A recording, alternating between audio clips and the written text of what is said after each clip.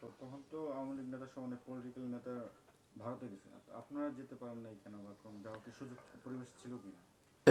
প্রথম কথা তো হলো এই যে তারা ভারতে গিয়ে ভারত সরকারের সাহায্যে বাংলাদেশকে স্বাধীন করার জন্য সাহায্য করার জন্য আবেদন করছেন তাজউদ্দিনের নেতৃত্বে। তাজউদ্দিন কিন্তু আমার ছাত্রজীবনের বন্ধু। আমি আমার স্কুলের ক্লাস 9-এ পড়ার সময় স্কাউট ট্রুপ লিডার ছিলেন, আর উনি ওনার স্কুলের ট্রুপ লিডার ছিলেন। এইভাবে জয়দেবপুরে স্কাউট জাম্বুরি হলো, সেখানে আমাদের পয়লা পরিচয়। যাই হোক, এই তাজউদ্দিন সাহেবের নেতৃত্বেই নেতারা ইন্দিরা গান্ধীর কাছে ধর্ণা দিল। তখনই আমরা ঘাবড়াইয়া গেলাম। এই জন্য ঘাবড়াইয়া গেলাম যে পাকিস্তান হওয়ার পর থেকে ভারতের যে আচরণ পাকিস্তানের সাথে,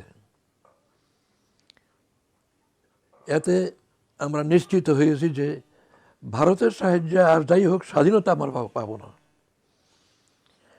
আমরা পাকিস্তান থেকে আলাদা হতে পারবো, স্বাধীনতা ভারত আমাদেরকে পাকিস্তান থেকে আলাদা করতে পারবে, কিন্তু আমাদেরকে স্বাধীনতা দিবে না। আমরা ইসলামাবাদের প্রভাব থেকে মুক্তি পাবো, কিন্তু দিল্লির প্রভাবে থাকতে বাধ্য হব। বাংলাদেশ হওয়ার পরেও আজ পর্যন্ত বাংলাদেশের সঙ্গে ভারতের যে আচরণ, ভারত সরকারের আচরণের কথা প্রমাণ করে যে আমাদের স্বাধীনতা তারা চায় না। তারা খালি নিতে চায় আমাদের কাছ থেকে, কিছুই দিতে চায় না। আমাদের কোনো হক তো দূরের কথা, হকই দিতে চায় না, অতিরিক্ত কী দিবে? সুতরাং আমরা নিশ্চিত ছিলাম যে ভারতের সাহায্যে আমরা স্বাধীন হতে পারবো না। যেটা তারা করছে এটা ভুল করছে। এই কারণে আমরা ভারতে যাব